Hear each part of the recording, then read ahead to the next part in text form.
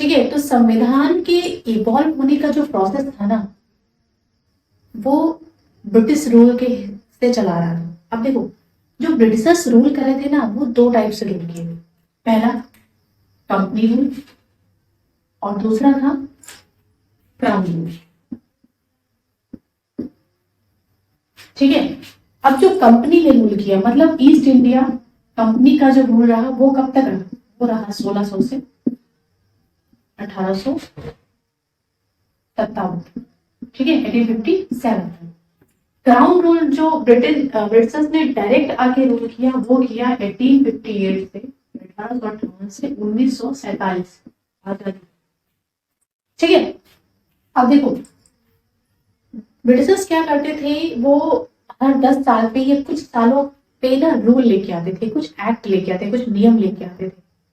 क्योंकि एक देश में रूल करना है तो कुछ तो हमें नियम चाहिए ना। वो उन्होंने कोई संविधान नहीं बनाया था, लेकिन वो हर 10 साल पे कुछ नियम लेके आ जाते थे। एग्जैक्टली वैसे ही जैसे पंचवर्षीय योजनाएं चलती थी हर 5 साल कि हमें 5 साल कैसे रूल करना होगा, उस तरह से ये एक्ट लेके आते थे। अब इन एक्ट का हमारे संविधान के बनने पे बहुत बड़ा असर है, तो हमारे लिए इन एक्ट को जानना जरूरी है अगर हमें संविधान को जानना है।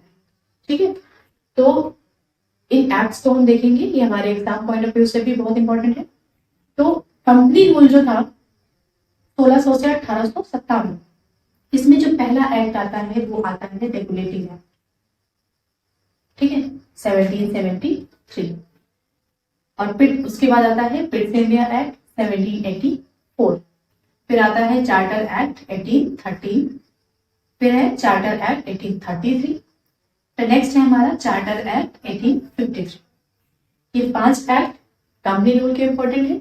और क्राउन रूल के government of India act 1858, Indian council act 1861, 92 और 1900।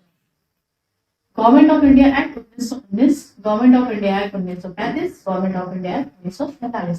ठीक है, तो इन एक्ट्स में था क्या, जो जो चीजें हमारे लिए इंपॉर्टेंट हैं उनको हम देखेंगे यहाँ से, क्योंकि वो हमारे एग्जाम के लिए इंपॉर्टेंट है। ठीक है, तो ये याद रखिएगा।